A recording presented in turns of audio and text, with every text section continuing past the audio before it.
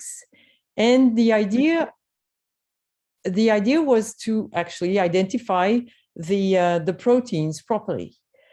Then the second concern with time came up with trying to make sense of these lists of proteins. So the first presentations that were proposed were pie charts, functional pie charts, or subcellular location pie chart, Venn diagrams to show the coverage, and so on. So this was a few years after the long lists. And then finally, after a while, people thought, okay, we really have to make sense of this data. We need to understand the relationship between the proteins. And here came the networks of interaction between proteins. And the idea is that behind that, all this evolution of shaping the data, making sense of it, presenting it, was possible because there was a lot of people in the background in bioinformatics. And this is a map of the consortia that actually helped the Proteome Exchange Consortium, the IMEX Consortium, and so on. So there is actually no possibility in this day and age to have large-scale experiments without bioinformatics organizing itself in the background. So this is basically what we're trying to do. And unfortunately, today in Glycomics, we're a bit stuck with concern number one, still publishing a lot of lists, and even with a problem which is concern zero, because these items in the lists are not always, and to say the least, not very often associated with a unique identifier, despite the existence of the repository that Kiyoko has already mentioned. So a solution to skip directly to concern number three, which is what we really want to do, make sense of what we have, is to get together from a bioinformatics point of view. And this is what we're trying to do with GlySpace. So the advantage is that we speak the same language, we use the same representations, the same encodings, despite the multiplicity of it. We've already thought about that in the past, trying to put together the different standards that are used.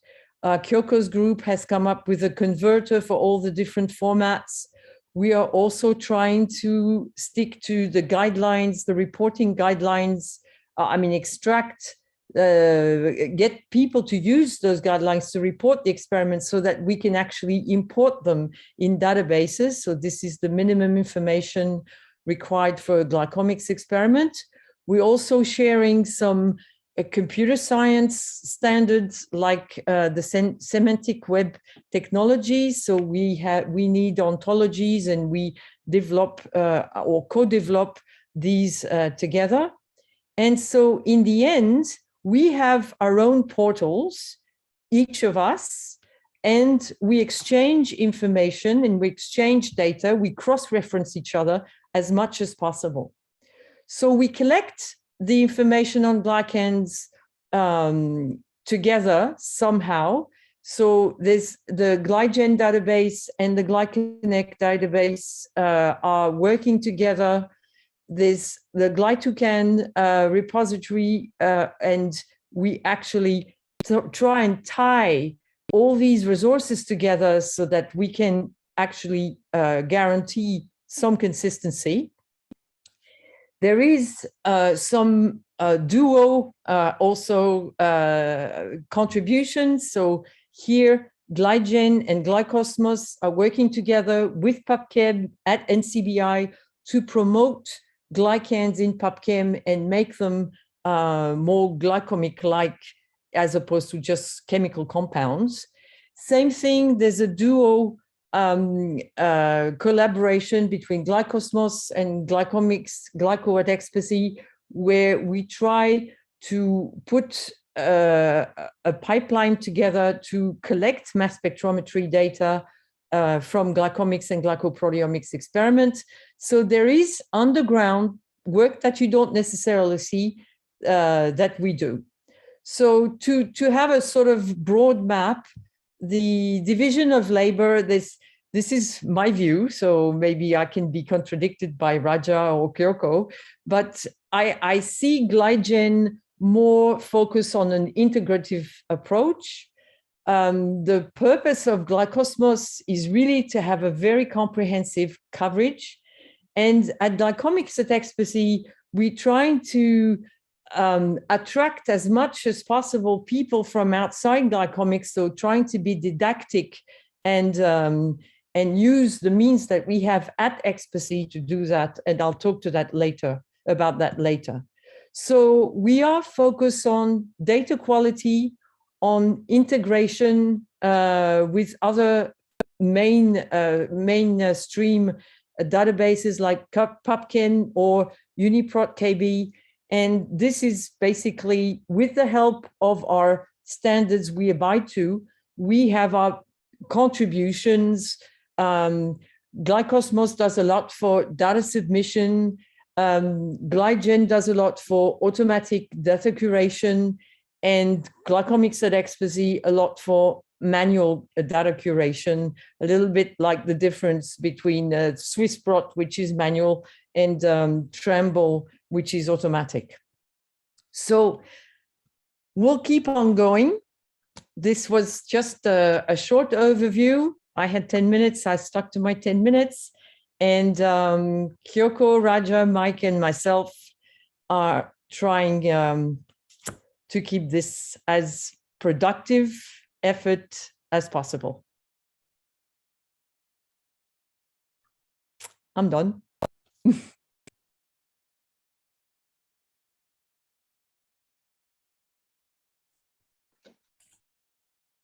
So Kiyoko, are there any questions for Frederique?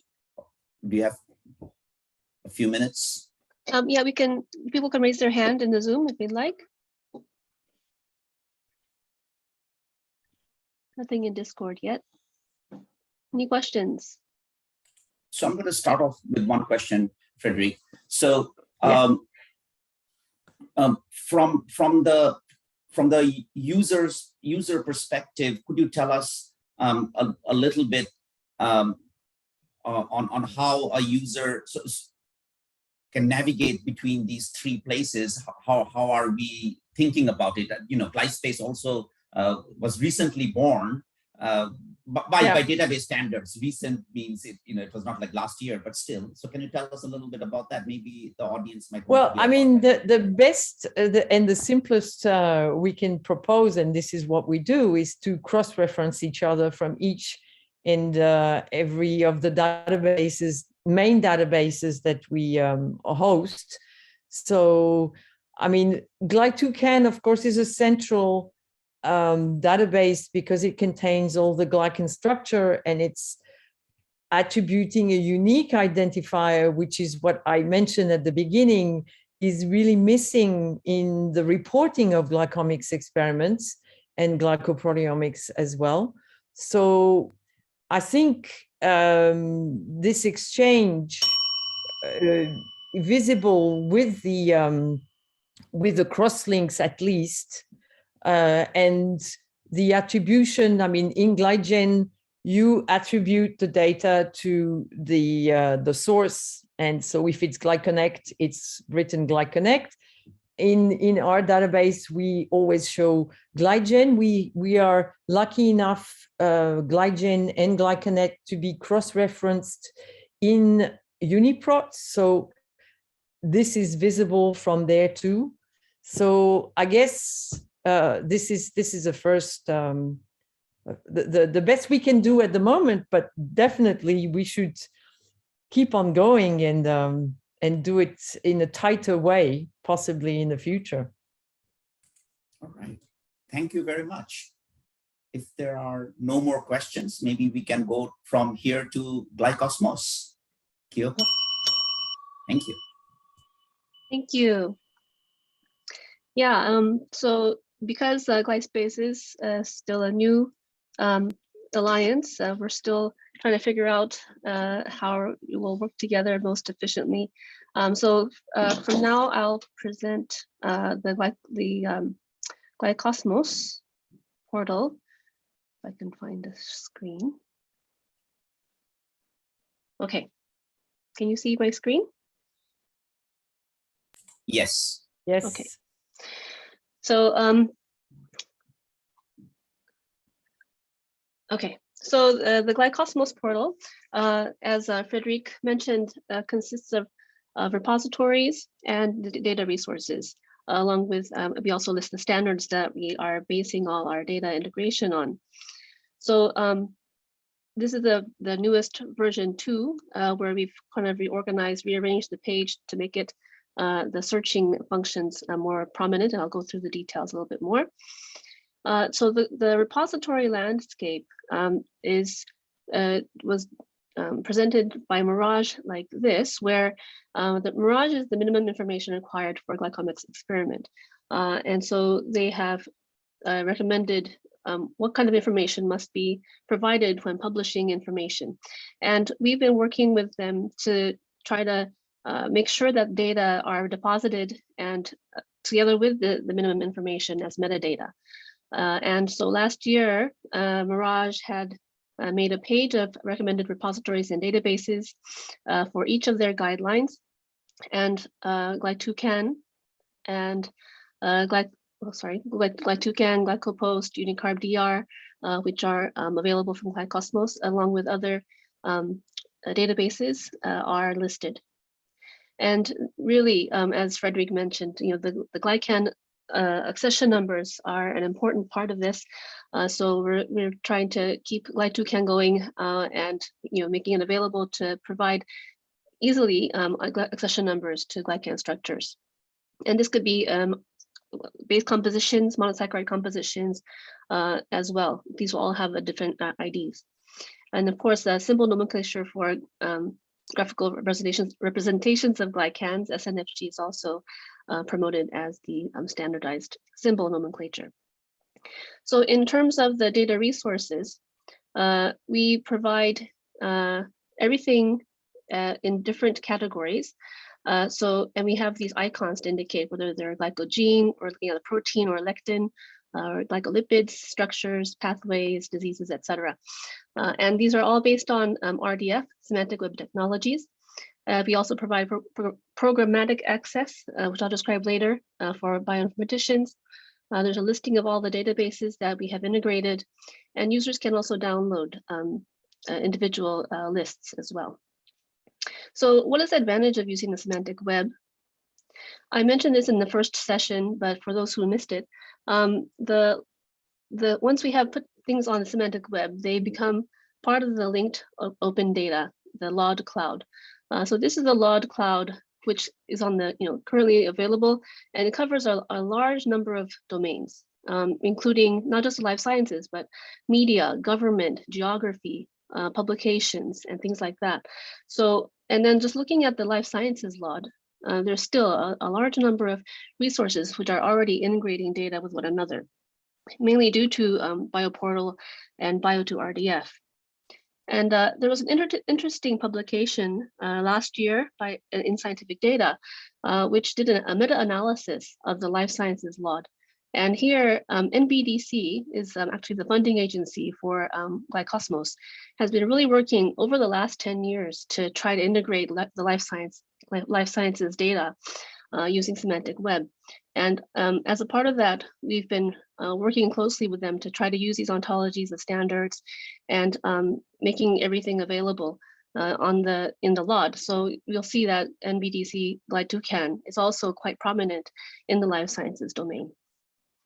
So this was encouraging for us to see.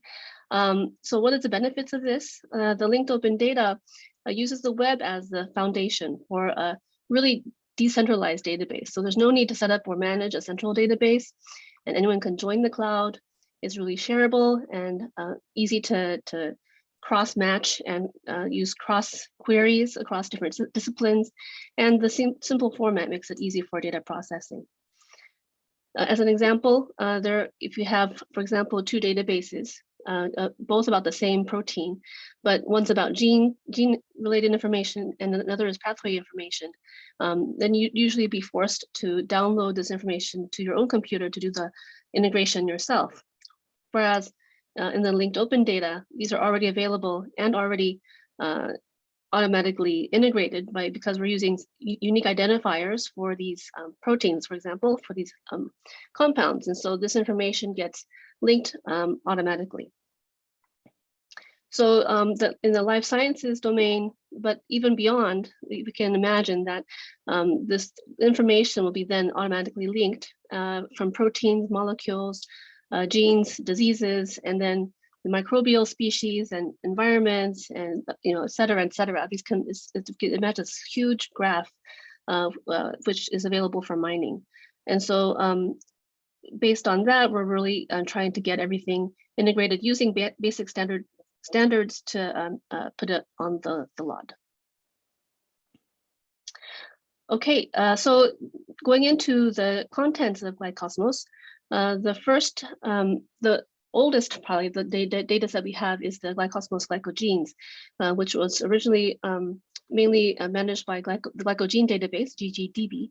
But we've integrated also fly, plants, and lipids, and then disease information for a total of over 30,000 entries. So going to one of these gene symbols, you go to the entry page, which has a lot of information, the basic information of links to other databases, disease information that's related to the database organized by the disease ontology. With our integration with PubChem has allowed us to also incorporate their gene disease co-occurrence information, which I'll discuss a little bit later, as well as lipid maps. And then from GGDB, they have really curated the reaction information. So this gene is a glycosyltransferase.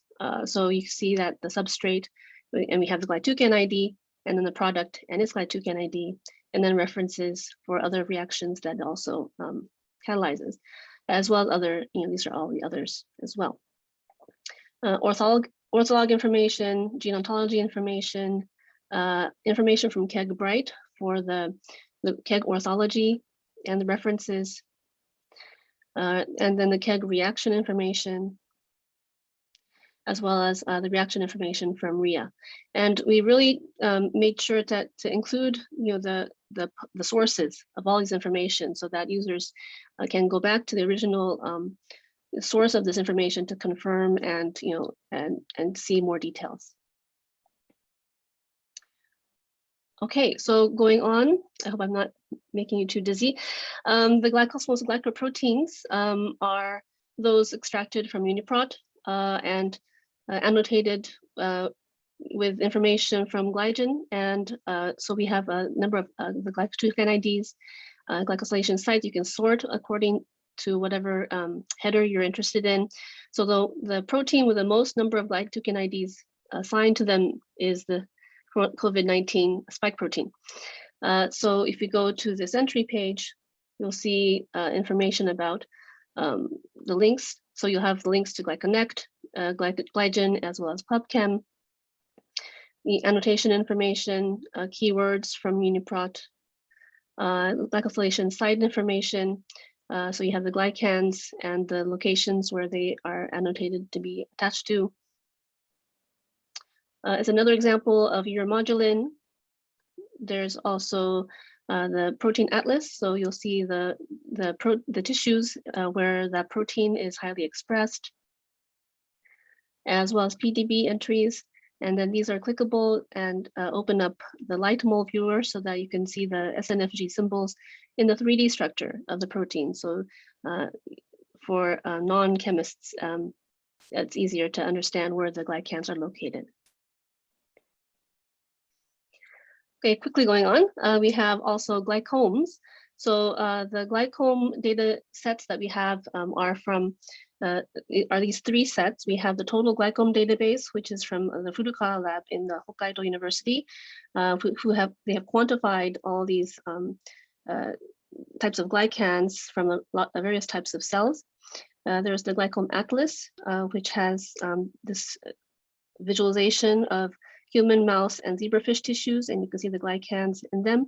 And you can also click on the glycans to find the tissues in which that glycan is highlighted or expressed. Oops, sorry, here we go. And then the lectin microarray glycome atlas is a collaboration with the Kuno lab at AIST. So they've been actively adding more data to this data set. So we're currently working on another update of it. Version 2 was released at the end of 2020. Basically, there are a number of different samples of mouse tissues, which they took slices of, and then did lectin microarray experiments across all different parts of the same tissue. And based on that, you'll see the differences in the lectin binding affinity. So, and knowing which lectins bind to what kind of glycans will give you an idea of the type of glycans that might be found in those sections of tissues. So in a sense, it's kind of indirect, but you can get an idea of the glycome in these different tissues. So then, speaking of lectins, we have extracted UniProt from UniProt, the proteins that have been annotated with carbohydrate binding. So and store these as lectins, where we also provide, in addition to the glycoprotein entry page information, links from the lectin frontier database. So if they've analyzed that protein, you'll see the glycans that and their affinity, the actual measurements of their affinity values, so that you know what kind of glycans this lectin might bind to. Similarly, if the MiGGA has analyzed it, you'll see from the glycan array experiments that the CFG had performed on it, the highly binding patterns of glycans that this lectin was bound to in the glycan arrays. And so going back, you can see that these patterns are quite similar, giving you an idea of the types of glycans that this lectin would bind to. Sorry, I forgot to mention that we also link to unilectin as well from Glycomics at Expasy. So the latest integration that we've had in GlyCosmos is on diseases. We've integrated information from the GDB, the Alliance of Genome Resources, and DisGeneNet, and accumulated over 500 diseases linked to different glycan-related glycans and glycogenes, glycoproteins, etc. So this list is organized by DOID, disease ontology ID, but you see the gene symbols and gene IDs that have been associated with each of these diseases. So if we go from the gene itself as well, we go from the gene entry page, after the reaction information, we list the disease information from these different resources. And then these are linked to the original sites, so they can get more information from the GDB about this disease. The disease entry page itself will also have links to the Alliance of Genome Resources, which is a resource of model organisms. They've knocked out and done experiments on these genes to find out different phenotypes, and other information. So we've made that available from here. The Mondo ontology is also linked, so you can get an idea of the hierarchy, the characteristics of that disease. So, for example, here MGAT2 CDG is known to be a genetic nervous system disorder. It's also a CDG, and this tree is actually quite long. So you see the characteristics of this disease. And then from PubChem is linked to their gene disease co-occurrences in the literature. So you'll jump to the list of different diseases that it's been found to be associated with in the publications. Okay, so going on, we have the glycan information, which is automatically curated from GlyToucan every week. So on a weekly, every Monday, we'll have a new list of glycans from GlyToucan. And here, this table shows all of those glycans in the list, the IUPAC condensed format, the mass values, motif names, subsumption, meaning that you can filter for those that have linkage defined information or to just compositions, for example, the species information, and then the KEBI ID, compound ID. There are also search tools at the top here. So we moved it sort of into this area so that you have the 6 different options for searching different glycans, which I'll describe in a bit.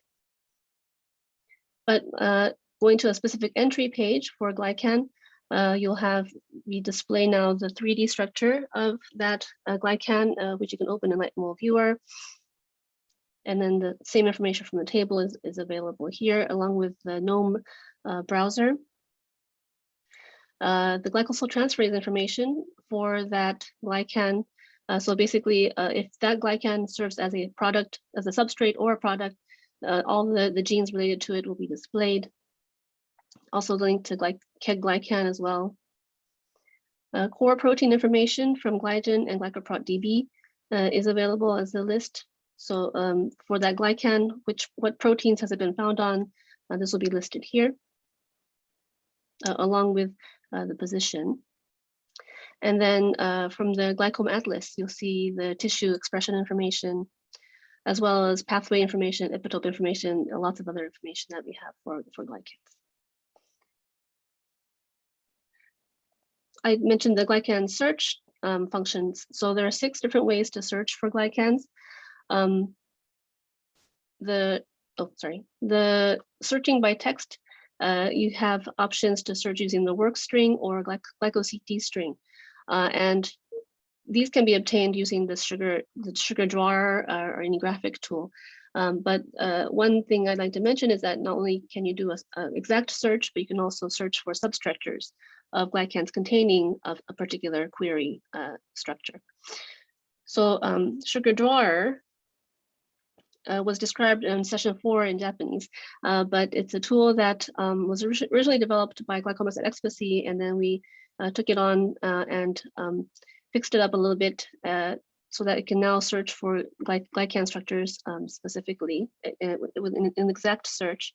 And we've added some functionality for supporting fragments and things like that. The GNOME browser, which I mentioned earlier for the glycan entry page. So this is developed also from the GlyGen group. You can use this panel on the left to specify a number of monosaccharides. So you can want to specify a monosaccharide composition, you can use these. And then the glytucan IDs, the glycans and glytucan that match that composition will be displayed. Clicking on one of these will then display the relationships with other glycans and glytucans so that you can kind of browse through the different glycans in glytucan from the composition point of view. You can also do a search by composition based on a text or like an Excel file of these compositions. So if you have information like this, you submit search, and then this tool will compute the glytucan IDs if they're available. And if it's not found, you can actually download the work string so that you can take this, go to glytucan and register it yourself, and then obtain a glytucan ID. I'm not going too fast. Under the pathways, so these are pathways we extracted from Reactome, those that contain glycoproteins. So we have a new search tool now here where you can type in a keyword or the name of the pathway you're looking for. Here I started typing caret, and it gives you the list of the keratin sulfate biosynthesis, degradation, etc. So if I select on the degradation pathway, for example, then it'll show you the list of species that contain that pathway. And if I click on Homo sapiens, then you'll see the pathway viewer. So the data in Reactome for this information is actually in RDF format. So this drawing is drawn automatically. So it's not stored. It's not stored as a pathway diagram. These connections are just stored inside the database, and we take it out and draw it automatically on the fly. So you might need to adjust it a little bit to see all the different items here. But the green circles represent proteins, and the yellow squares are compounds. In this case, you can see that they're glycans. So you can click on a glycan, and if it is a glycan, you'll have the glytucan ID associated with it. You can click on this and it'll jump to the glycan entry page. Clicking on an edge will be linked to the enzyme that is involved in this reaction. So here we see that this mark is displayed, indicating that this is actually also a glycoprotein. So clicking on this will take you to the glycoprotein page for this enzyme. Also, the core proteins for this keratin sulfate is also listed. If we click on this, the protein, and so again, we see that these are all glycoproteins. We also see that this is a lectin because it has a lectin mark on it. So if you go to this entry page, you can further jump and see where the glycosylation sites are. And if the lectin analysis information is available, you'll see the lectin patterns, the glycan patterns that it binds to. So those are the pathways that we've been trying to make it easier to navigate through. The pathways were originally part of the cross-search functionality to search across all these different data sets. Sorry, it's kind of blurry. But it made the search really slow, so we took it off. But if you want to include it, you can click this button to include it in the keyword search. So in the keyword search, you can type in any keyword, a glycogen ID, a pathway name, protein name, lectin name, etc., and it'll find the number of hits across these different data sets where it matches. So in this example, since we are part of this microbial symposium here, I've typed in mycobacterium, and then we find that there are 106 glycogenes, 8 proteins, 9 lectins, and 186 glycans. So going to the glycan list, then we'll see the list of glycans that have been associated with Mycobacterium. We'll find that it's not just Mycobacterium itself, but also the what's it called, the subspecies. The tuberculosis strain part is also listed here as well. So it's a substring search. So I'm really quickly going through this. So the download site is organized based on these categories, but we also, these are all downloadable as CSV files or as Excel files. So for each column, we list the number of the type of columns that we provide in each download, so you can get an idea of the types of data that you can obtain. For example, for proteins, you might not care about the gene symbols, so there's this other one that is more focused on the organism and the glycosylation sites, source information. For glycans, there are a number of different downloads, etc. We also have this GlyCosmos API, which is originally developed for bioinformaticians or programmers who want to call and retrieve data from GlyCosmos from computer programs. But actually, in the earlier session 4, we showed that even biologists can use this. So in a Google spreadsheet, for example, if you have a structure in IUPAC format, you can type in this function. We can provide templates for you to call that API to convert that IUPAC format into works, which can then be used to retrieve the image and also find the glycogen ID if it's available. So if you have the works again, then you can also register it into GlyGen if it's not already there, so that you can update this spreadsheet of a list of lots of glycans that you might have, and easily obtain the works strings. Okay, so that was a mouthful, but as a part of the GlySpace Alliance, we're really trying to make this information all publicly available.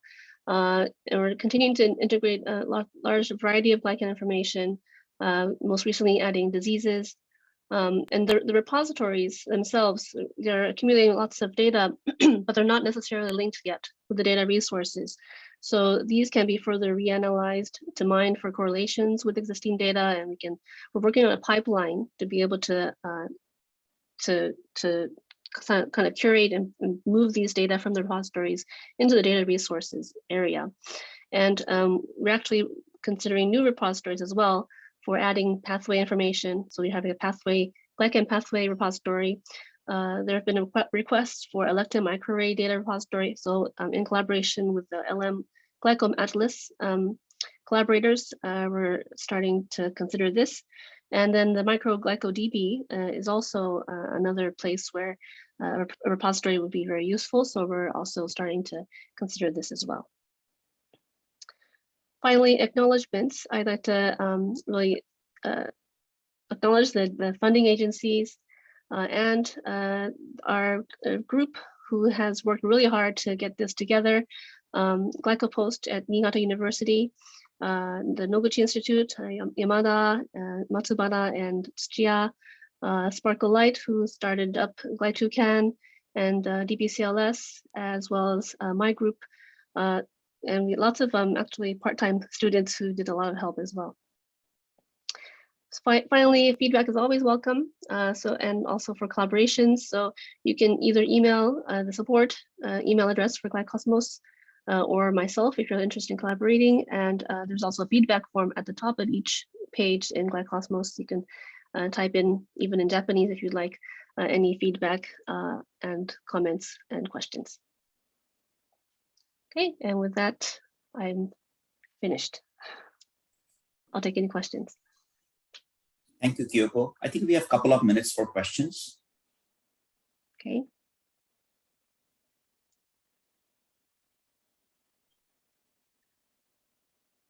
I'm going to start a question, Kiyoko. So the new discoveries on glycoRNAs, do you see that coming in at some point? Can you tell us what you think about? Will it fit in your data model seamlessly, or you would have to make changes and so on? No, it's easy to expand the ontology. So actually, I forgot to mention that we are working on a glycoconjugate repository. So it's currently focused on glycopeptides, but it's going to be expanded to glycoproteins, glycolipids, glycosides, and glycoRNA potentially, if the demand is there. I don't think there are a lot of glycoRNAs yet to be registered, but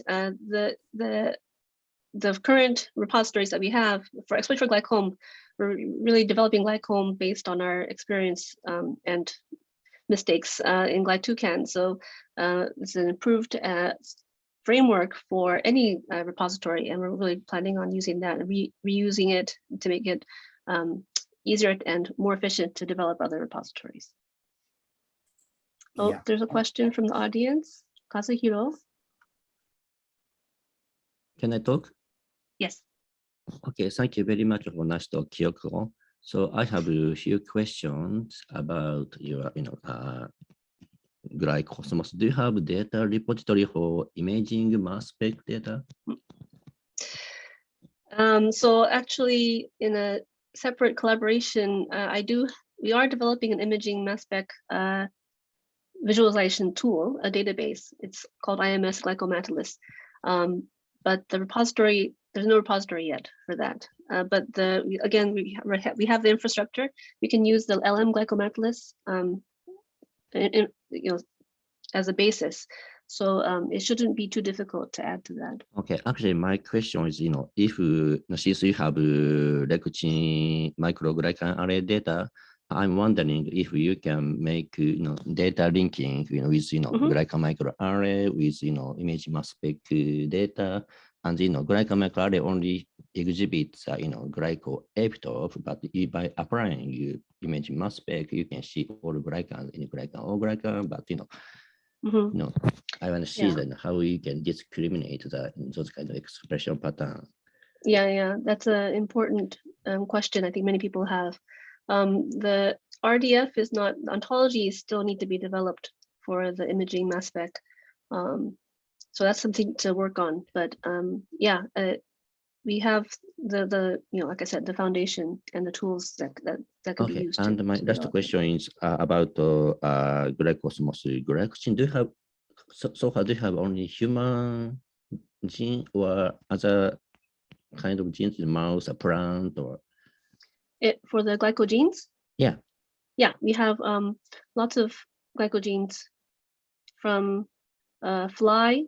Okay, plant. good. Yeah, I did notice. So and you can search epitope, right? I saw you're showing you ABO epitopes. If you type ABO, it show up all genes associated with glycan epitope, or how did you pick up those kind of epitopes? Good question. So the links to glycoepitope are there. it should be possible. Maybe we can talk in the user workshop and Okay, thank you so much. Thank you. Okay, thank you. Any more questions? If not, thank you, Kiyoko. Thank you. Our next speaker is from GlyGen, Rene.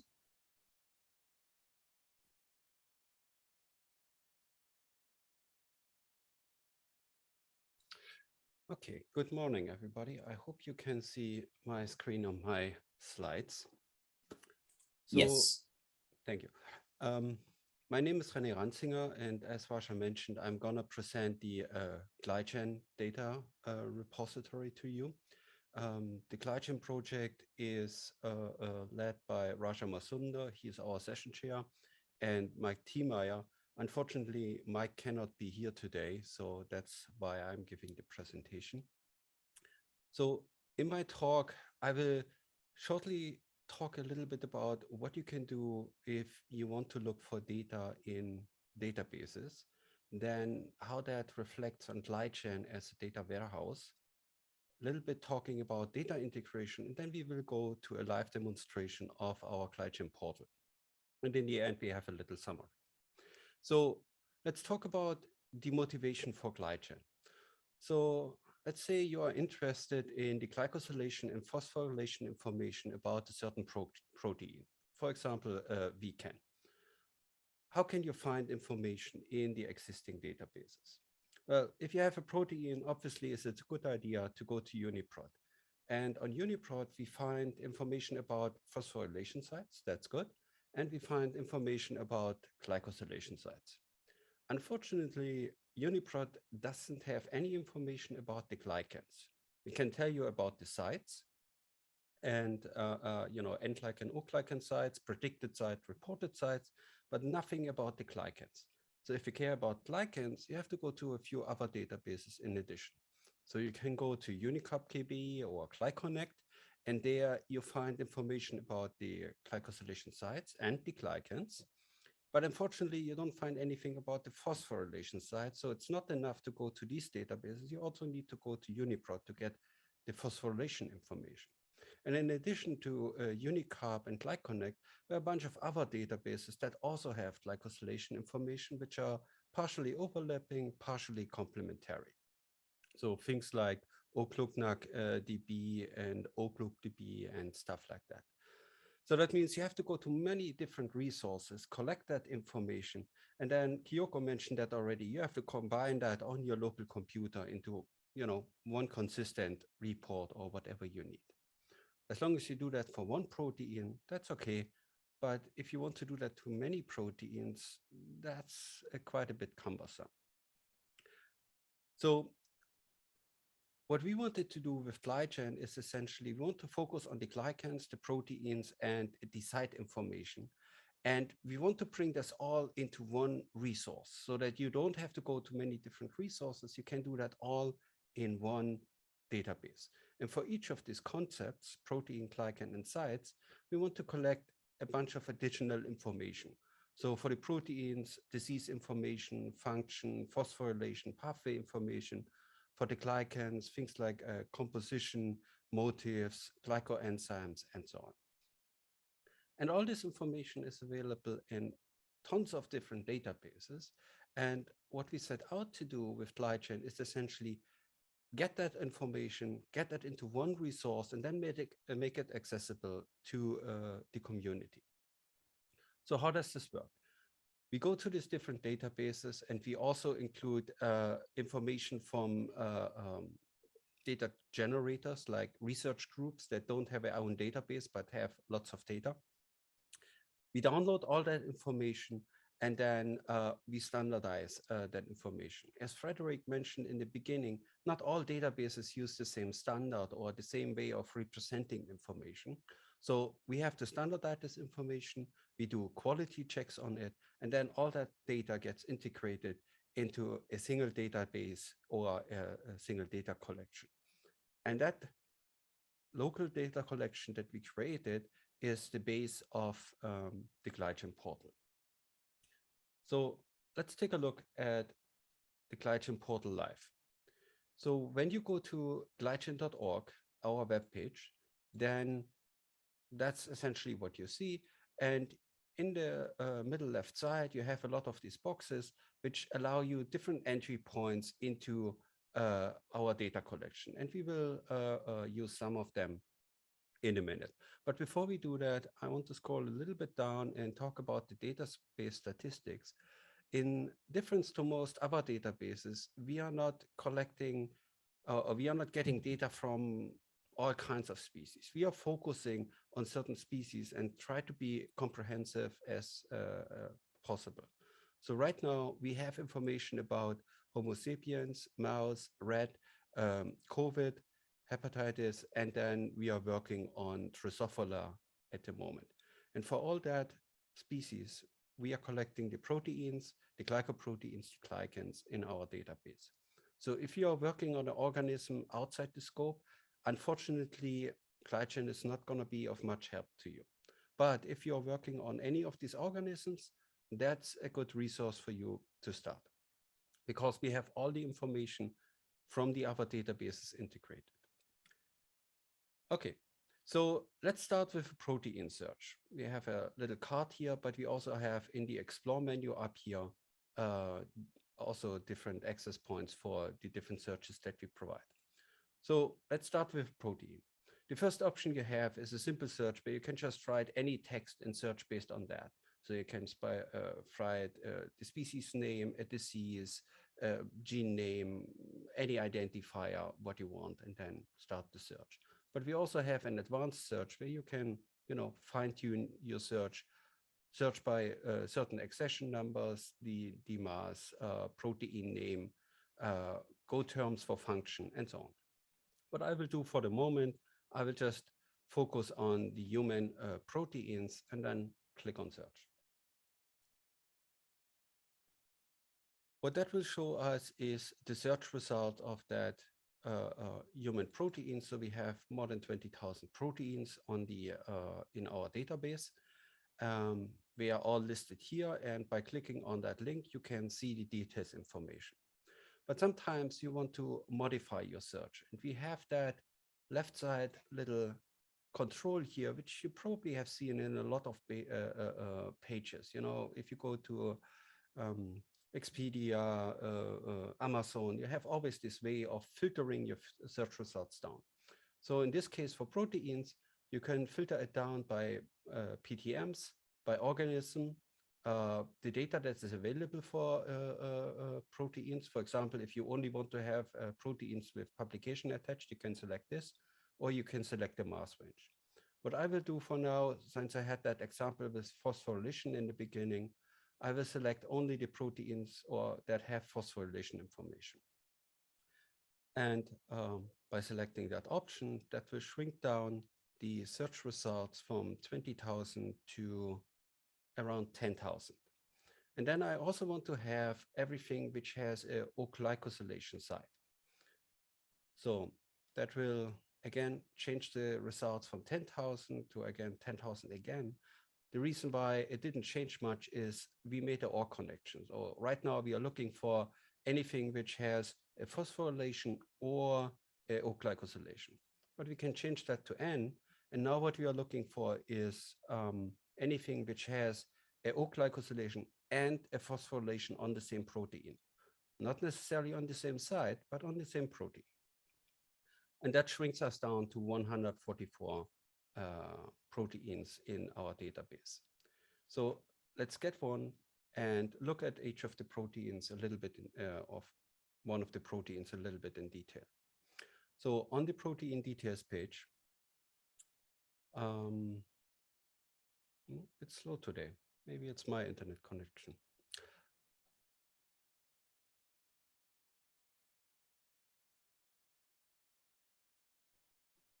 Okay.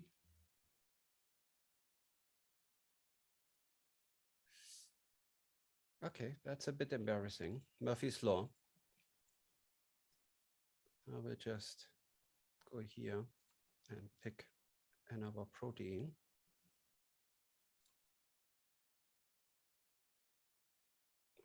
Okay, now it's finished. Sorry. I blame it on my internet connection. Usually it's much faster. So for each protein, you get some general information, protein name, size, different identifiers in other databases, and so on. In the next section, you have the glycosylation information. So that's now all the data that we collected from the other databases, which have reported glycosylation of that protein. You can see the type of glycosylation, the glytoken identifier, an image of that glycan, and the position if it's known. And very important, right here in the beginning, in the first column, you can see the source of the information, where we got that from. So in this case, it came from Unicarb. And when you click on that little box, it will expand and provide you access to the identifier in that database, which reported that information. You can also see the same information came from a PubMed identifier, a paper. And if you go down, you can see there's a lot of more information available. You can also quickly sort by type here. And then you can also see we not just have O glycans, we also have N glycan information, in this case, a composition. And we have other references. Forgot to say that each of these identifiers here, we are actually links to these databases. By clicking on that links, you are going to that database for that protein and see the information that this database, where we got the information from, has about that protein in that case. Sometimes we have additional information since we don't download all their data, just the one that we are focusing on. So in the next section, we have the phosphorylation information, similar information content. We can see the sources where it came from, the kinase that edited phosphorylation, and the site. Actually, the sites itself are also links, which brings you to a different page on our resource, which provides the summary of that particular site on that protein. So I have the protein information. We can see we are on this T here on the position 2086. And we can see that we have glycosylation information on that position from paper and a database. And we also have phosphorylation information on the same position. And then you can also go through all the other sites that that protein has and see what else is going on this site. So we have mutation, glycosylation, more phosphorylation information. Okay, over the next section, I will go over quickly. So we have sometimes glycation information, alternative names for this protein, function information. We have that interactive sequence viewer, where you can see the sequence of the protein, and then you can highlight certain information. For example, what are the O-glycosylation sites?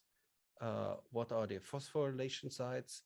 But you can also, for example, put in your own peptide sequence, for example, NXT for the N-glycan sequence, and it will highlight that in the sequence as well. We have mutation information, mutagenesis data in some cases, Go annotations, glycolipid information if that protein binds the glycan. So we have the glycan ligands and what the glycan is. Each of these glytoken IDs actually also in the glycosylation table up there is a link to the glycan page. We will get to that in a minute. Additional PDM annotation, proteoform annotations, pathways the protein is involved on, isoforms, but we also have the homologs.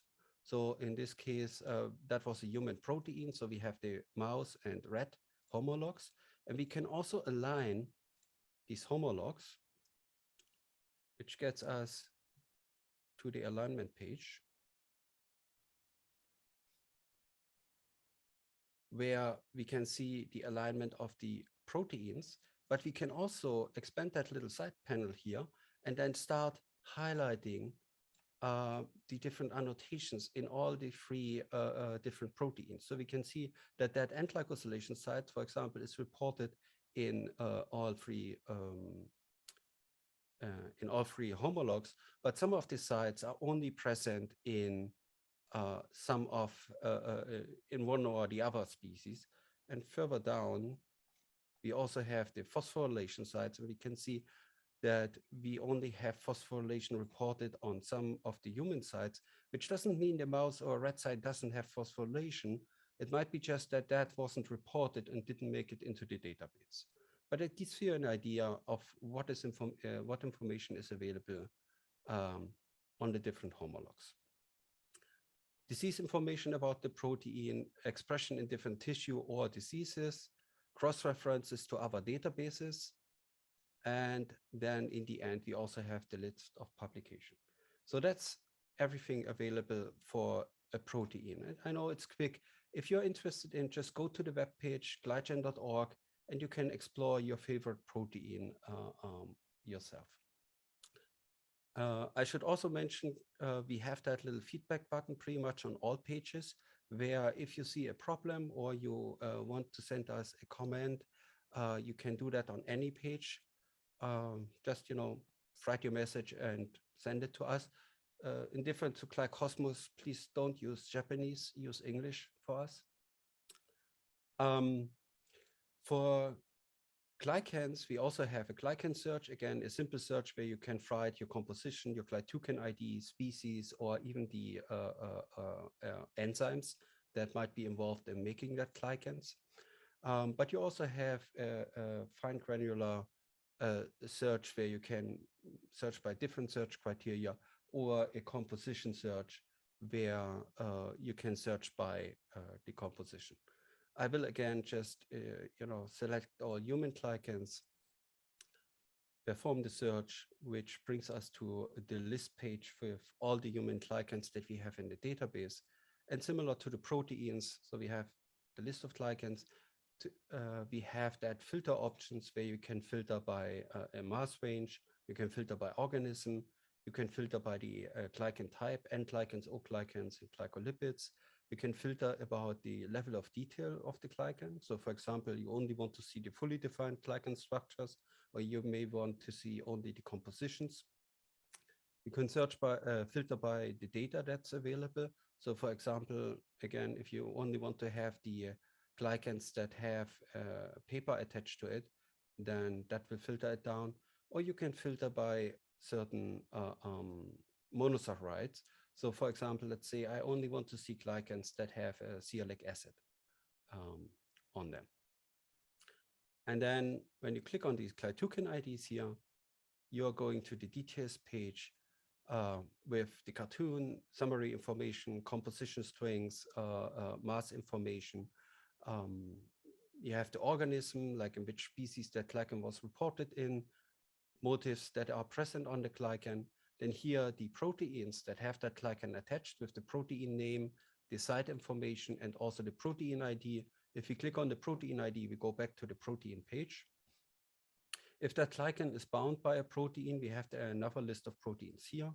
The enzymes that may have been involved in making that glycans in a mouse or a human, the subsumption information, expression of glycans in different tissues or cell lines, and digital sequence, cross-references, and finally, the publication information. Two things I want to mention. On some pages, or not on some pages, on most pages, you see that little magnifying glass, which means if you're looking for a glycan with similar properties, for example, all glycans that have the same mass or all glycans that have the same composition, you can obviously use the search option that I just have shown, or you can click on that magnifying glass and then it will find you all the glycans that have the same mass, same composition, or the same glycan type. Okay, you can download on all that information. In this case, for the glycans, we have an image and we have a JSON format.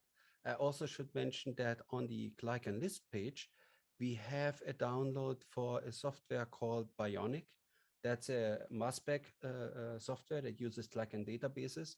So you can use the search result in our database and export that directly into a Bionic database that you then can use to annotate your mass spec data. Another entry point how you can explore our data is by motif. So glycan has a list of around 120 motifs, which are, the usual suspects. And then by clicking on any of these motif names, you get the summary of that motif, and then also the list of glycans that all have that motif expressed on them. The last thing I want to show you on the GlyGen web page is something we call the super search, which is a visual representation of the different information we have in GlyGen. So we have the glycans, the proteins, the sites, we have organism, gene, disease, and so on. And you can see that numbers here represent how many of these entities we have. But we can also use that as a search for finding information in GlyGen by clicking on any of these boxes. And I will just select the motifs here and then adding a search criteria. Let's say the motif name is, copy paste, a Lagnac type 2 structure, which is a common motif. And now that will modify that graph based on that search query that I just submitted. Now we can see, okay, it only has one motif left, not surprising, but then there are 8,000 glycan structures which are associated with that motif. So 8,000 or almost 9,000 glycan structures have that motif. We can see that these glycans, or some of them, are present on around 200 sites, which are connected to around 170 proteins, which means that right now, just by searching for a motif, we can see the list of the number of proteins that have glycans with that motif attached to them. And if I click on that number here, or any of these yellow numbers, we are getting back to one of the list pages, which then shows me that 172 proteins which have glycans attached that have that motif. So that's a way how you can search across the entire data structure, even with things that are not directly connected to each other, like motifs and proteins. Okay, there's a lot of more going on. I will skip a little bit about that, but I want to give you a pointer if you're interested in especially glycans. We have additional resources that allow you to do the subsumption browsing information, or if you're interested in pathways, there's the sandbox. And if you care about that, just join me in the final session and I can show it to you a little bit more, but I'm running out of time right now. So coming back to my slides. So you have seen the web page live, a little bit slow, but I blame that on my computer, so that's fine. Now, the important point is, like I showed you, on any piece of information, we have that little badges, which allows you to go out from GlyGen to the other resources where we got that information from. And these that are mentioned here on that slide, it's not comprehensive, it's just some of these resources, but it allows you to use GlyGen as a hub to search for, your protein or your glycan you are interested in, and then from there, go to these other databases and, look for additional information. But at the same time, we also work with that other resources to allow them to link back to GlyGen. And I will show you quickly some examples here. So for example, we opened before, that's a UniProt web page. And if you go to the PDM section and you scroll a little bit down, then you can see that we have links to GlyGen right from the UniProt web page, where you can find the site information for that protein in the GlyGen web page. Frederique also mentioned we have links to GlyConnect right here as well. GlyConnect, we already talked about that. There's also links to GlyGen. So you can go from GlyConnect to GlyGen, but also from GlyGen to GlyConnect. You have also on the PDB website, for example, if the PDB entry has glycans attached, there is the glycan section right here. And you can find link to GlyToucan, that's Kiyoko's database, GlyCosmos as well. And you can find links to GlyGen from the PDB web page as well. So, which means we are trying to create a network, not just us connecting to other databases, but also these databases connecting to us. And that's, I think, is right in the mission of GlySpace, where we try to make data accessible and share data making data accessible for users is essentially the web pages that we just looked at, and then providing that network where your user, once he finds a protein or glycan that he's interested in, can easily jump to other databases, collect other information, and also jump from that other databases to us if you started your search on UniProt, for example. We are also sharing the information for software developers or database developers. We have an API web page. We have a Sparkle endpoint that's related to that linked open data cloud that Kiyoko was mentioned. And we have a data website where you can download all that data. All our data is available by the Creative Commons CC by 4 license, so you can do everything you want with it, but you need to cite where you got the information from. And the source code is available as well on our GitHub repository. Just acknowledgement quickly. We are not just me, Raja, and Mike working on that. There are tons of people on different institutions, and we have a lot of collaboration partners, Kiyoko, Frederique, and many other people that work with us together to make that happen.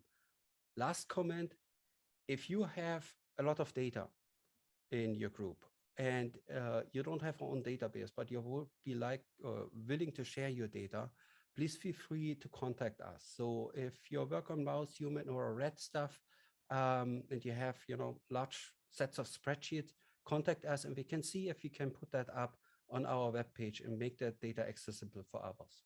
With that, I thank you for your attention and I'm happy to answer questions. Thank you, Rene. Are there any questions?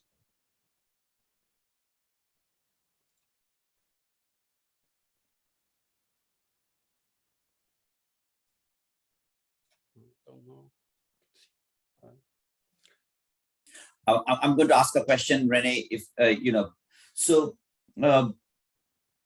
from the user perspective, in terms of discovery, so glycans, unlike genes, for example, is not static. Like you see it from an organism. A person has a gene, and you sequence the person, and you have that information. For glycans, it varies from because of environment, from tissue to tissue, and so on. Or even at SARS-CoV-2, for example, there are 400 or more. I think Kiyoko was showing glycans on the spike protein. So how do you think a user would evaluate this large number of data? Is it through subsumption, where they will see that many of these can be subsumed by a smaller set? Is that, I'm just thinking of a workflow when there are too many glycans on a protein on a particular site, what would a user do? Should they go to Glycomics, GlyGen, look at the subsumption trees? Or maybe this is a question for Frederique later on. Well, there are two aspects to that question. Subsumption is something which is useful if you have a lot of glycans that are underdefined, like you have compositions, you have fully defined glycans and a lot of stuff in the middle. Then you could use subsumption to get a better idea. Is this really so many glycans, or do we actually boil down to a few instances? But you also have to consider, let's say you have one protein with just one site, and 5 different, or even one paper says there are 5 different fully defined glycans on there. That's not strange or something like that. That's actually nature. That's what happens all the time. You may have, on 20% of that protein, there's this glycan, on the other 20% is that glycan, and so on and so forth. That's it's not surprising or unrealistic. It's actually, supposed to be expected. So I should mention, if anybody is interested in that subsumption aspect about how you can find a more fully defined version of a glycan or a less defined version of a glycan based on the glycan structure that you have or found in a database, just join me later on in the hands-on session, and I can show you that. Any questions? Any other questions? If not, thank you, Rene. Our next speaker is Frederique. Hello again. Welcome back. Thank you. So I have to find again the right screen to share. And for some reason, oh, here we go. Whoops, should be this one. Yes, we can see that. Okay. Well, Not anymore. not anymore for me either. Maybe I have to reload it. Okay. Yeah. Looks good. Yeah.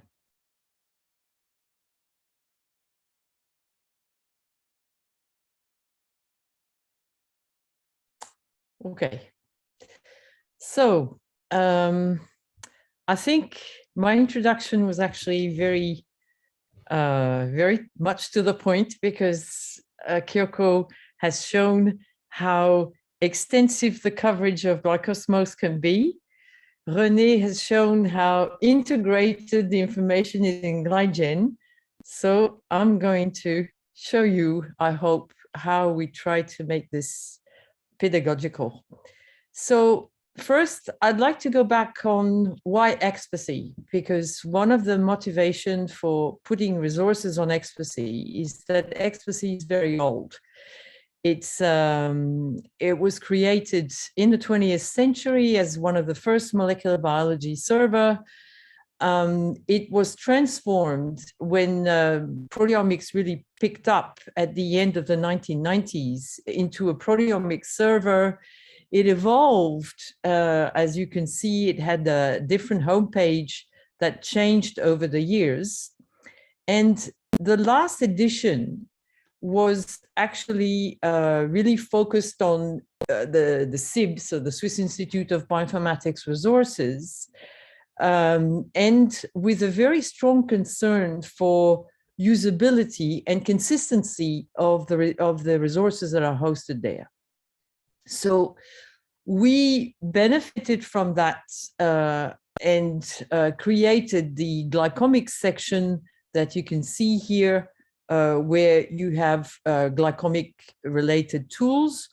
And the problem was with the new Expasy version that it was supposed to be dedicated to SIB resources, because SIB is extended all throughout Switzerland. You have people contributing in all sorts of domains of molecular biology. And so we were restricted. So we actually had a special page, which is a bit novel on Expasy, on this version of Expasy, where we can actually talk about other resources than ours, because in Glycomics, it's important to talk about all the resources. And as part of a European project where people were saying, well, we don't understand anything, you have all these possible tools to do this, to do that, all these databases, what are they for, how are they related, and so on. So we produced a visual search so that we could organize the knowledge in the different sections. So we created categories like glycan and glycome, glycoconjugates, glycan binding. And if you actually click on glycoconjugate for that matter, then you start focusing only on the bubble that talks about that. And the list in the middle, the list of tools in the middle is also updated.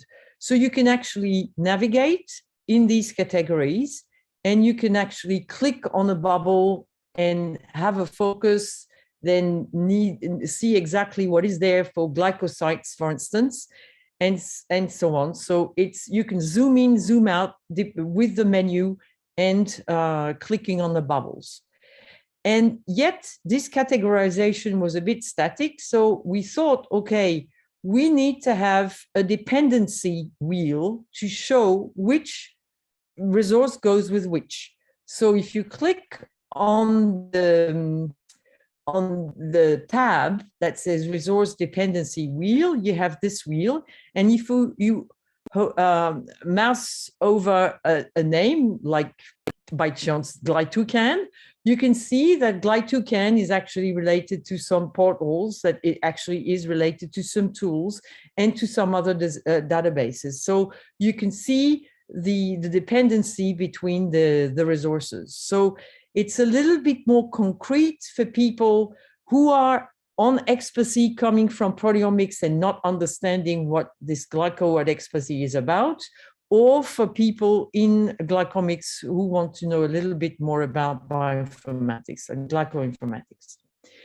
So I have this slide that I use very often in presentations about what glycobiology says regarding glycans. And really, we're talking about the glycoconjugates, but we are also talking about those proteins or molecules that recognize glycans on the other side of the glycan.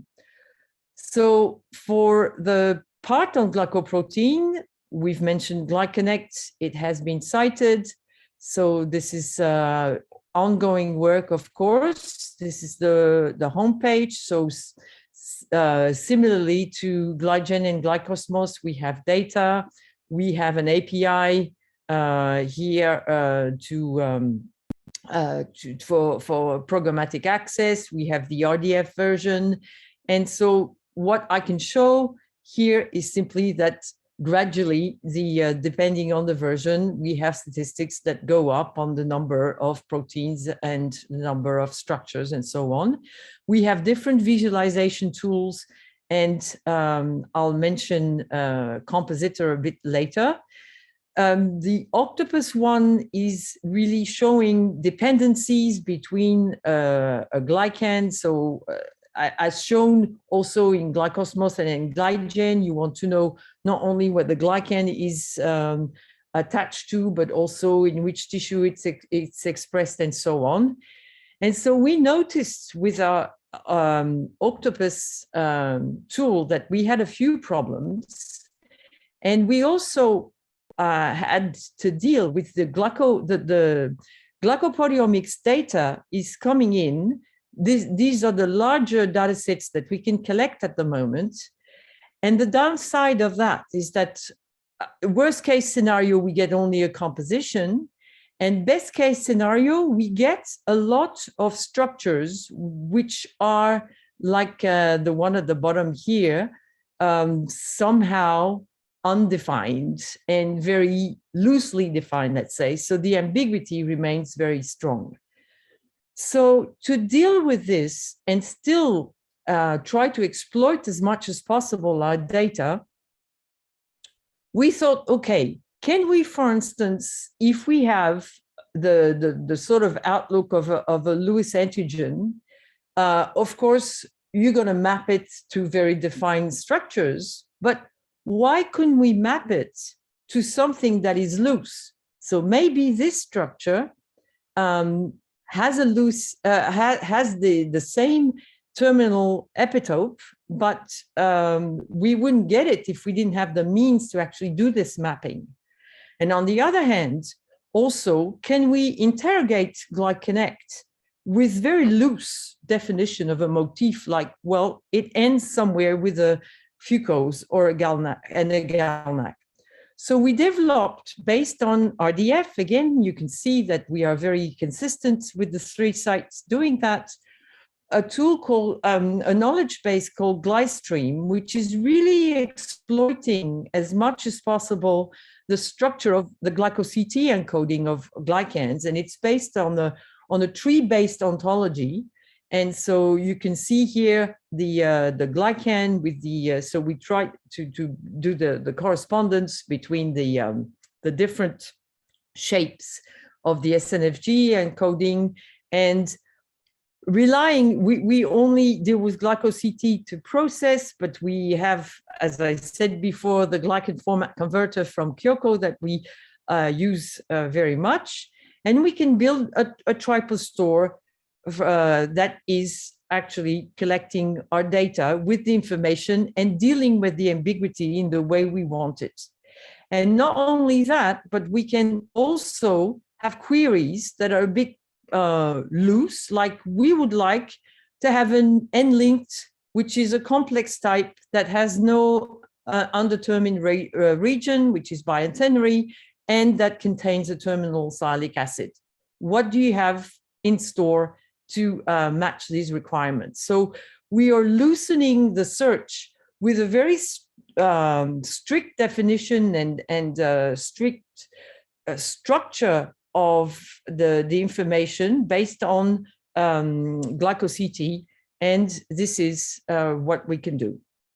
So this is work in progress. We just published the paper, so we have further plans in that area.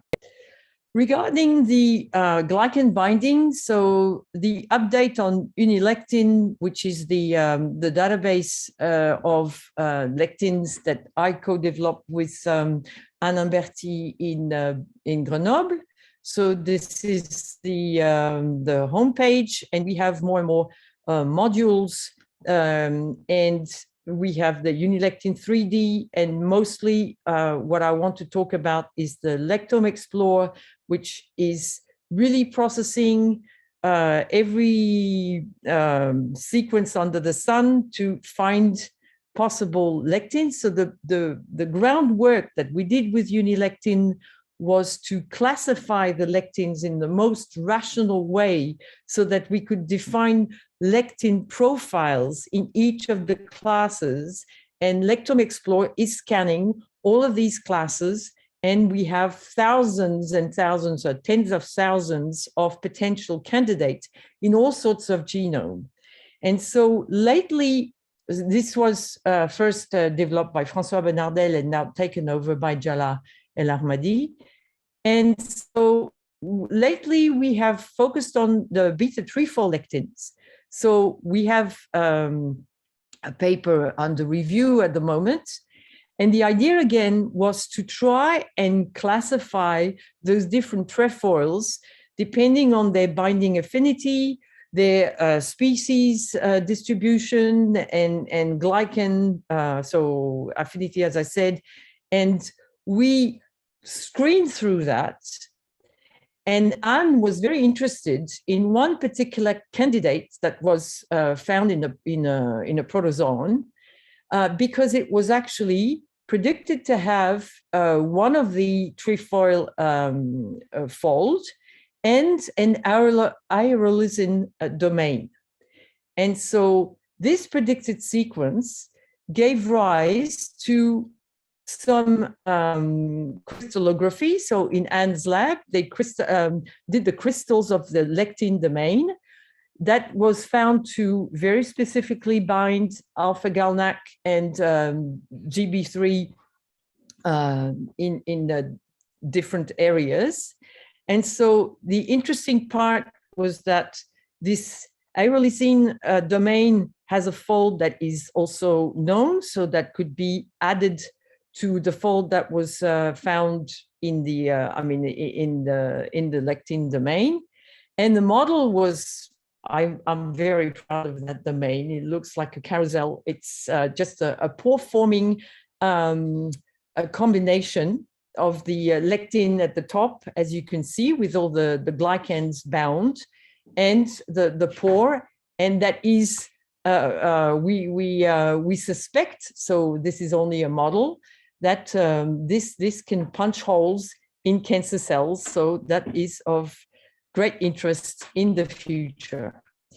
The other update on Lectome Explorer is that this data could be shared by the group of Daniel Bojard, and who is a specialist of deep learning applications. And he has crunched our thousands of tens of thousands or hundreds of thousands of predicted lectins to actually combine this to make a prediction of glycan binding. And we are working together so that we can potentially refine the classification that we've proposed. We're probably missing some classes. So how can we actually reassess our data is what we're doing together. So the tools that we have we are hosting on, so we don't have as many tools as all that, but we have a few. And one of them was broken. And so for some who may have used our former glycan substructure search, it was broken and we had this message on Expasy.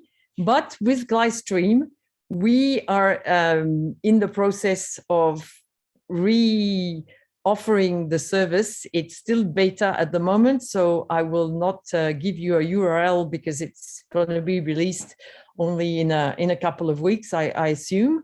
And this is starting to look much better than it was.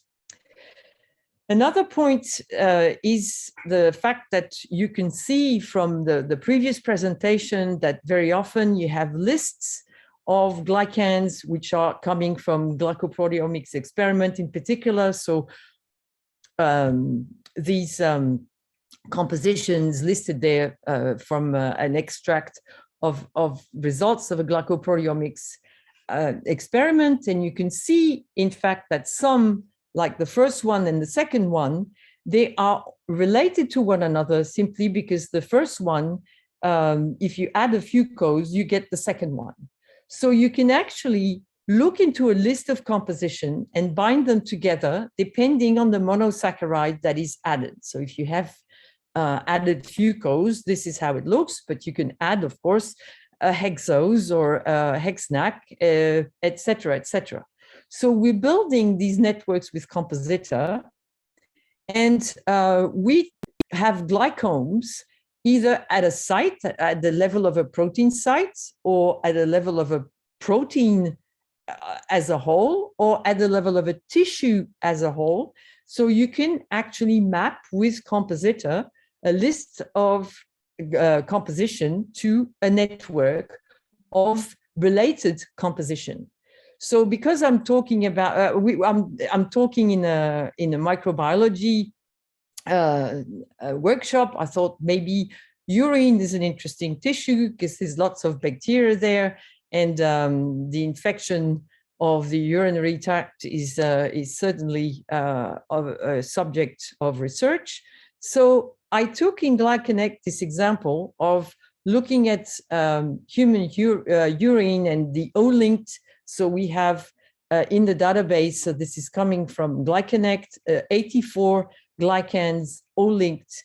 And in discussion that we had recently, and this is really related to my concern number 0, I mentioned in the GlySpace, now we've got an export where we can have the Glytocan ID associated with all of the compositions. So you can see that sometimes it's missing, and we should register, but we don't have this necessarily done completely. But you can actually have export the a list of composition with their Glytocan IDs. And if you look at the network for the urine here, by clicking on the compute graph, we are using what we call virtual node each time we are missing one step in between two compositions. So if I didn't have those gray nodes in that particular network here, it would be far more scattered. But in that particular case, we use virtual nodes. So each time we're missing one step. And we have two types of exports. We have the exports with the Glytocan IDs at the top, and at the bottom, we have the export, which is only exporting the composition.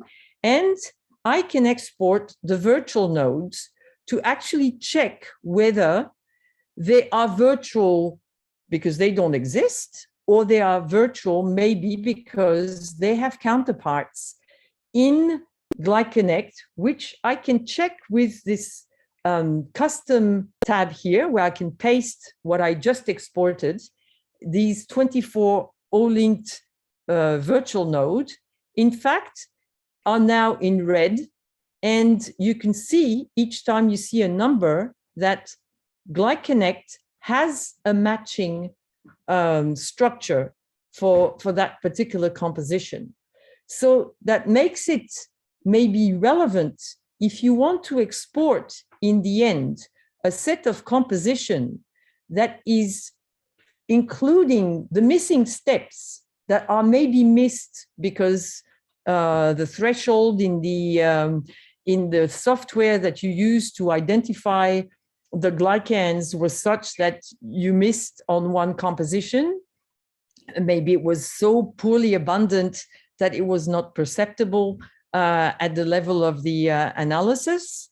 And this is a way of actually providing a software that is going to analyze your glycoproteomics data with a customized set that is relevant in your particular analysis. And this is really one of the purposes of Compositor, to have a consistent list of compositions, and you can see the distribution of properties that is added, that you can see also with the output of Compositor.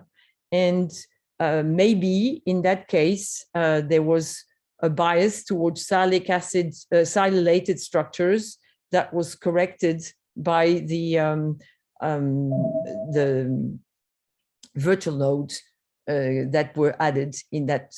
So anyway, editable composition set that can be used in a software that analyzes mass spectrometry data for glycopeptide identification.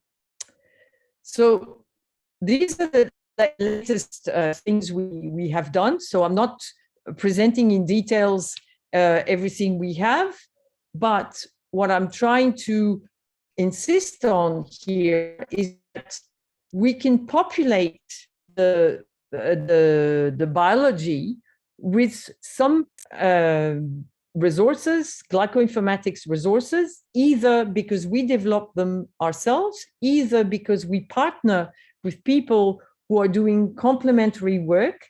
But this is the idea behind Glycomics at Expasy, or Glyco at Expasy. We've shortened it upon recommendation of the SIP people, and we are trying to get this not too crowded picture, but to the point, so that with some tools, I only cite ours, but we are using also, as I said, the glycan format converter or some other tools that are provided by our partners.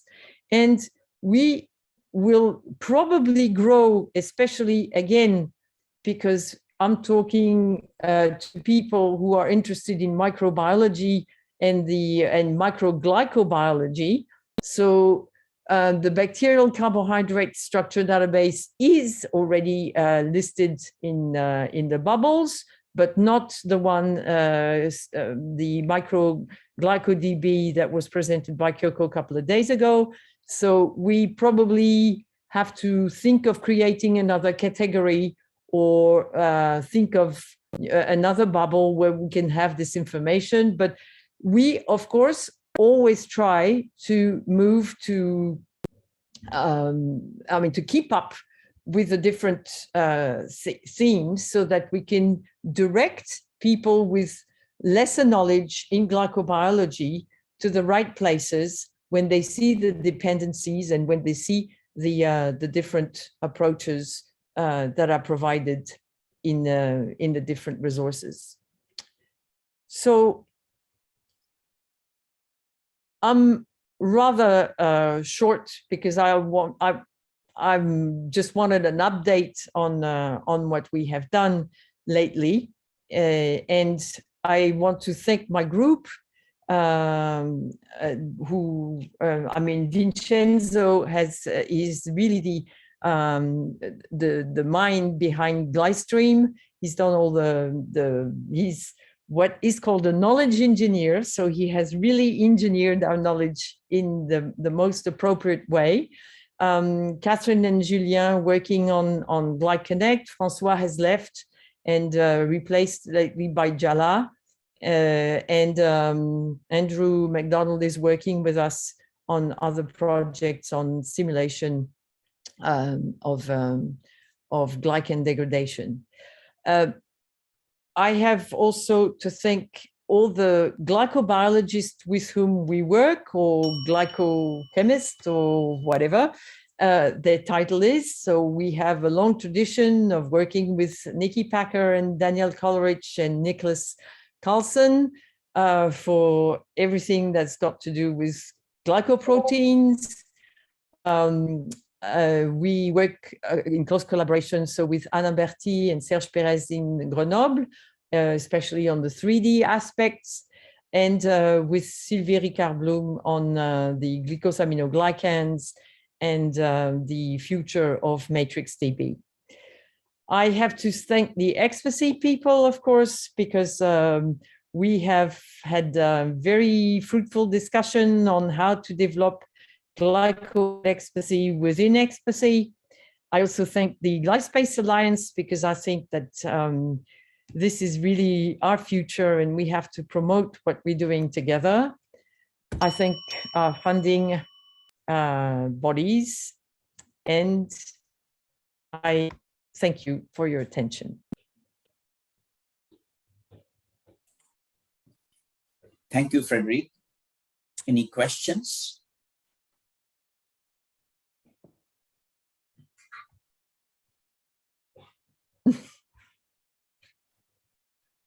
So maybe I can ask a question. So yep.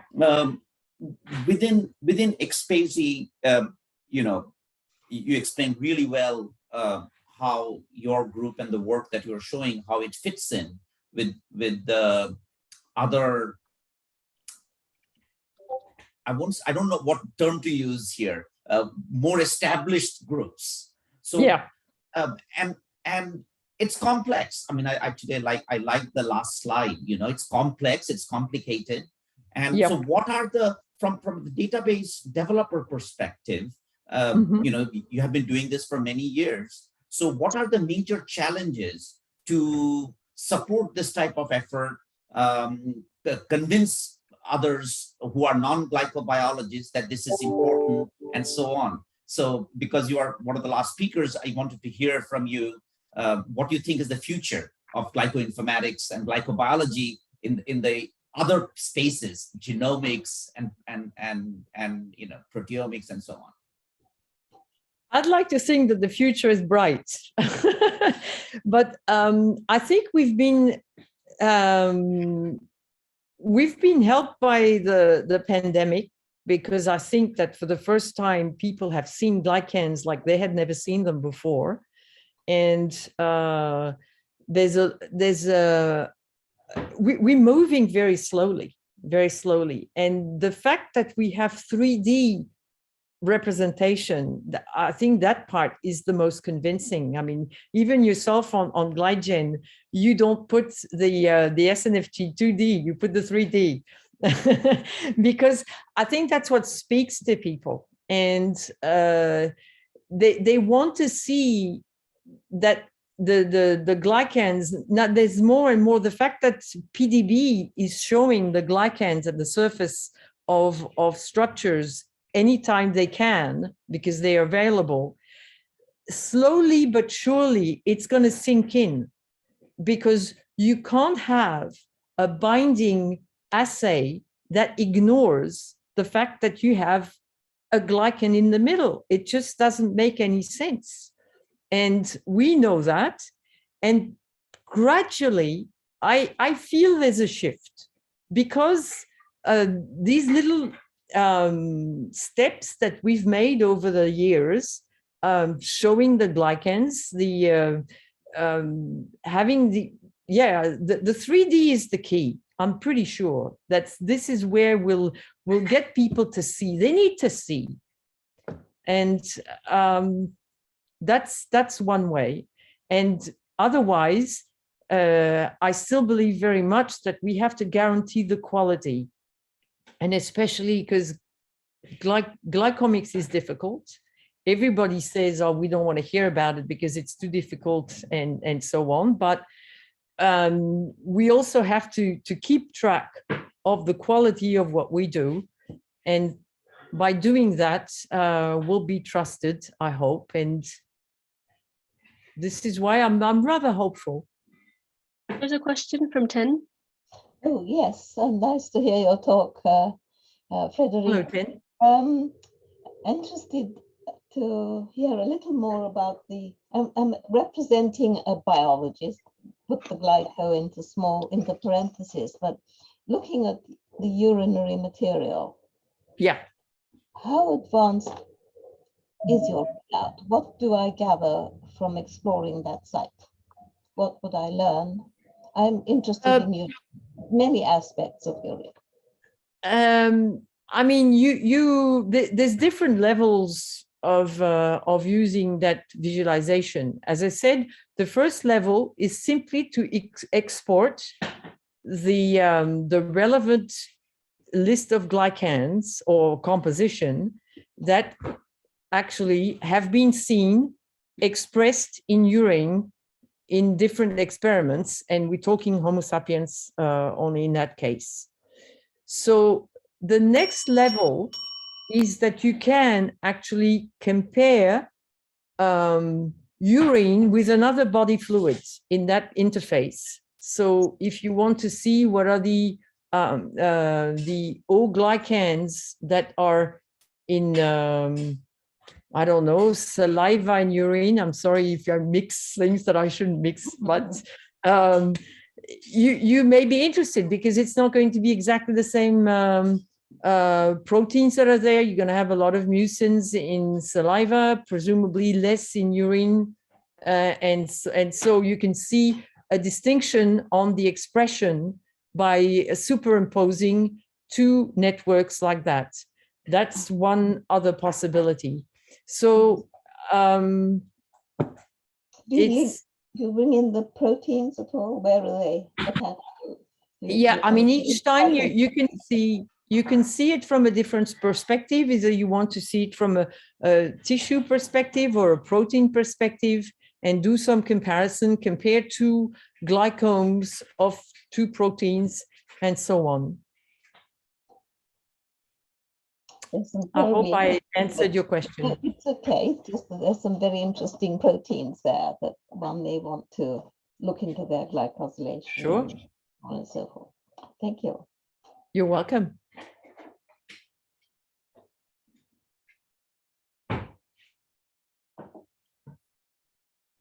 Okay, I think that's it for questions. Thank you very much, Frederique. So Kiyoko, yours. Yep. The floor is yours. Okay. Okay. Thank you. Yeah. So that's the three talks that we had. So before we go to the user workshop, or actually there's a coffee break also in between, I would like to announce the Lightning Talk Awards. So we, the organizers, have gotten together and tried to make a fair assessment of all the Lightning Talk videos that were submitted right before the symposium began, so that we had a chance to take a look at them. Taking into consideration conflicts of interest, I did not vote for any of my students, so I'll share my screen to announce the winners. So we have 5 prizes, and so the Lightning Talk awardees are Todd Lowry, Martin Pabst, Atsuto Uchino, Koichi Arakawa, and Akane Kon. So the videos will still remain available in Discord, so you can take a look at them. Their abstracts are also available in Discord. And as the prize, we will be sending you a battery, mobile battery, with a MiGGA sticker on it. So hope you can use it and make use of it in your work. Okay. So that's it for the Lightning Talk Awards. So for the winners, we need your address. So those overseas, please contact us with your email address and phone number. Okay, so we will post the schedule now. Check the schedule. We will have a coffee break until 11 o'clock, another 15 minutes. 13 minutes. And each room, so we have the rooms available. Can you show the screen? Sorry, I should have shown. The coffee break is until 11 o'clock, and then go ahead and show the breakout rooms. The next slide, please. Will be organized in this way. There are 3 rooms. So GlyCosmos, I'll be hanging around in room 1. Rene will be hanging around in room 2, and Frederique will be in room 3. So please stop by and we can share your screen and talk and have coffee or a beer, depending on where you are, and discuss how we can improve our interfaces or how you'd like to use our interfaces for your research. Okay, so I'll see you there. Thank you.